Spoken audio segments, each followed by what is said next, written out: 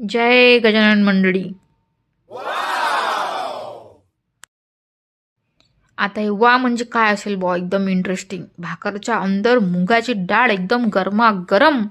तर पाहू आजची स्टोरी कशी बनली मुगाची डाळ. तर झालं असं, आम्ही घरी गेलो होतो 1 महिन्यासाठी. आमच्या गॅलरीत होते हे कांदे लावलेले. आता त्याला आली हिरवीगार पात. आता या पातीचं काय करावं बा, लमकून नाही राहिली खाली आहे काहीतरी. तर म्हटलं बा घ्या याला तोडून. आणि मुगाची डाळ होतीच भिजवलेली. तर कापला मग कांदा बारीक बारीक बारीक बारीक कैचीनं कापला. हो, चाकूने कापता येते बरं, पण आम्हाला भरी हाऊस कैचीनं कापायची. मुगाची डाळ भिजत टाकलेली होती, चांगली स्वच्छ धुवून घेतली ते. आता हे डाळ पूर्ण नाही धुवून घ्यायची बरं, याला हिरवगार राहू द्यायचं, अशी आमची काकू म्हणते. त्यात व्हिटॅमिन असते बा.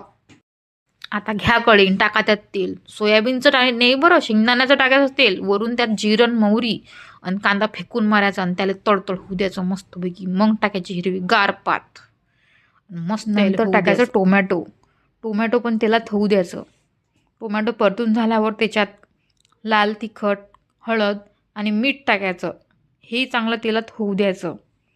हे तेलात झाल्याबरोबर याच्यात टाकायची आपली भिजवलेली डाळ. लक्षात ठेवा बरं, डाळीचे टप्पर पूर्ण काढायचे नाहीत. हिरवेगार मुगाची डाळ दिसली पाहिजे. ते डाळ टाकल्याबरोबर परतून घ्यायची आणि त्याच्यावर ठेवायचं झाकण. पूर्ण 10 ते 15 मिनिटात आपली भाजी रेडी होईल. भाकरसोबत 1 नंबर लागते खायसाठी. आता सांगा, एवढ्या मोठ्या राजधानीत कांद्याची पात भेटणं, तेही गावरान. सांगा बरं, काहीच कठीण नसते. घरीच मस्तपैकी कांदा लावायचा, मुगाची डाळ बनवायची, 1 नंबर. ते पा आमचा डुग्गू भाऊ बी खाते की नाही भाकर आता. वा वा.